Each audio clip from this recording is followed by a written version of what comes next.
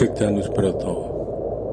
Teman semua, segera taruh tangan kanan kalian di punggung tangan kananku. Tak Sugriwo, tangan kirinya harus memegang dakon untuk dikembalikan ke tempatnya. Nah, lakukan sekarang. Mereka mulai mendatangi Jack Danus Subroto, kemudian menaruh tangan kanannya pada punggung tangan kanan Jack Danus Broto. Pertama oleh Yus Eko, disusul oleh Hambali, Taat Sugriwo, Boy Gatot, Herman, Herlan, dan Diana Sunaringsasi. Kemudian memejamkan mata.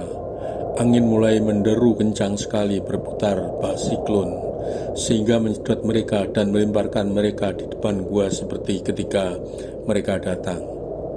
Tak seorang pun dari mereka yang sadar, namun hanya Jack Danus Broto yang sadar, kemudian mengambil dakon dari tangan Taat Sugriwo yang masih memegang erat dan mengembalikan dakon di tempat semula.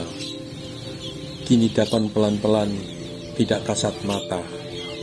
Ketika keluar dari gua sambil membawa tas karirnya, dilihatnya seorang yang sudah tua, mirip Mahapacih Gajah Mada membungkuk sambil mengusap dahi mereka yang pingsan satu persatu. Kemudian menghampiri Jack Danus Subroto dan berkata, "Terima kasih cucuku Danu. Dakon sudah dikembalikan di tempatnya semula yang aman." Sebentar lagi mereka sadar semua, tetapi tidak mampu mengingat kejadian yang baru saja dialami seperti yang sudah-sudah. Kemudian seseorang tersebut kelihatan samar, bagaikan bayangan tipis, kemudian tidak lagi kasat mata. Tidak lama kemudian, Diana Sunaringsasi siuman, segera memeluk Jack Danus kekasihnya sembari berkata, "Jack, kita berada di mana? Rasanya seperti baru mimpi yang tidak karuan ujung pangkalnya." Jack Danus Broto, "Tenang Diana, kita tersesat barangkali. Tapi tidak apa-apa, yang penting selamat semua. Tunggu mereka sadar semua." Sebagai perempuan, pasti pertama kali yang ingin dilihat adalah parasnya. Sudah cantik apa belum? Ia kemudian ingin mengambil kaca rias dari tas pinggangnya. "Jack, kaca riasku juga tidak ada. Rasanya aku bermimpi memberikan kaca riasku kepada seorang yang tidak tahunya kaca rias itu benar-benar tidak ada." "Gak apa-apalah, nanti beli lagi. Kacanya sih murah, tetapi casingnya yang mahal, karena dari casing ponsel 7 inci. Selanjutnya orang siuman berikutnya Boy Gatot bersamaan dengan Taat Sugriwo. Mereka duduk berdekakan, kepalanya masih pusing. Boy Gatot, "Taat Sugriwo, rasanya itu bermimpi tidak karuan, jadi susah untuk mengatakan. Nampaknya mimpiku seperti benar. Yang lucu aku bisa menunggang kuda ya. Di belakangku ada yang bonceng, siapa aku tidak jelas."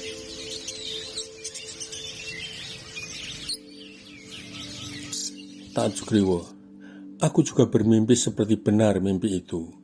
Seumur-umur aku belum pernah menunggang kuda. Rasanya aku dapat menunggang kuda di bagian belakang. Tidak tahu siapa yang di depan. Ada sedikit yang aneh, Boy. Aku melihat diriku mirip lutung. Ini lagi yang membuat aku terkejut. Dari mana ada sisa ikan gabus bakar yang sudah sangat kering dalam sakuku. Sepertinya sudah puluhan tahun saja." Tangannya sambil memegangi sisa ikan bakar sambil diremas-remas. Selanjutnya disusul Yus Eko Dharmawangsa. Siuman langsung duduk. "Wah, kita di mana ya? Hidup ini benar-benar seperti mimpi. Tetapi tidak karuan mimpiku. Aku merasakan lelah karena melompat-lompat. Sekarang masih tersendat napasku." Kemudian rebah lagi. Kepalanya masih agak pusing. Selanjutnya disusul oleh Hambali, Herman, dan Herlan. Mereka duduk masih agak pusing. Begitu mulai Hambali dilihatnya segembar. "Duh, kamu berdua ada di sini, Herman dan Herlan. Seingatku tante tidak mengizinkan kalian pergi." Herman, Maunya sih, aku ingin membuat kejutan bersama Herlan. Tetapi tidak tahu kenapa kita bertemu di sini. Rasanya aku seperti bermimpi main perang-perangan. Aneh, susah untuk aku ingat." Herlan, Benar, aku juga bermimpi seperti main perang-perangan. Setelah semua simuan dari pingsan mereka, Jack dan Subroto merasa lega agar tidak saling mengutarakan apa yang dialami, yang malah membuat mereka kebingungan sendiri. Segera memberikan komando, ambil tas karir kalian, masing-masing di dalam gua. Kita siap meninggalkan tempat ini secepatnya. Mumpung hari belum tengah malam, kita menuju ke Kalimati. Tanpa banyak bicara mereka masuk ke dalam gua mengambil tas karir masing-masing dengan bantuan sorotan lampu kepala milik Jack dan Subroto. Kemudian masing-masing menggendong tas karir siap meninggalkan gua, mengikuti ajakan Jack dan Subroto, jalan yang pernah dilalui 2 tahun lalu. Mereka berjalan sangat cepat, rasanya ingin sampai Kalimati malam ini juga. Entah kenapa mereka memiliki alasan yang sama. Tidak berapa lama mereka melihat tulisan Kalimati, berarti mereka sudah sampai.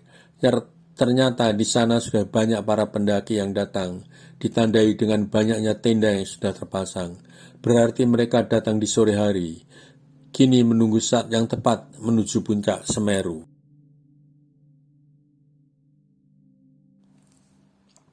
Segera mereka membagi tugas.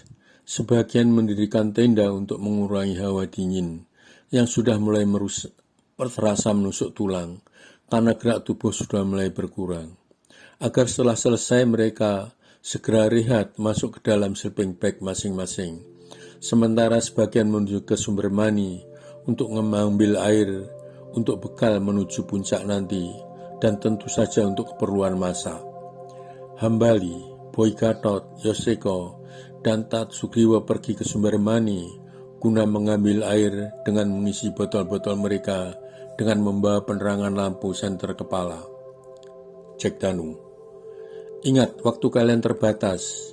Kalian ke sumber mani hanya memiliki waktu 30 menit, harus sudah sampai di sana.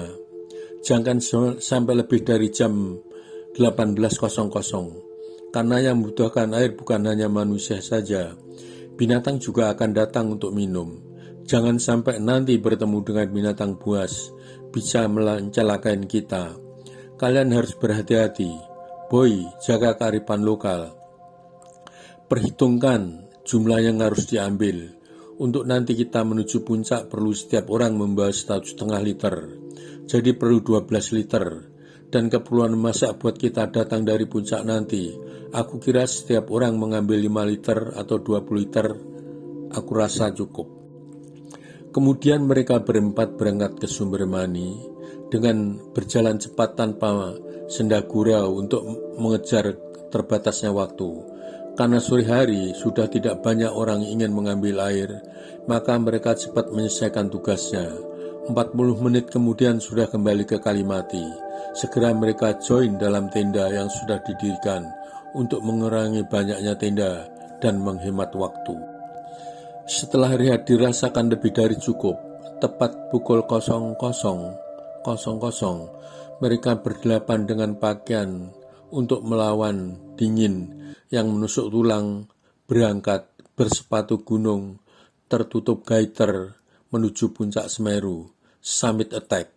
Waktu yang diberikan oleh Danus Broto sedikit agar mereka tidak berbincang-bincang mengenai peristiwa yang baru dialami, yang tentu saja akan menyerap banyak waktu dan malah membuat mereka enggan meneruskan pendakian, mengingat 2 tahun lalu hanya sampai di Kalimati, sekarang harus sampai puncak.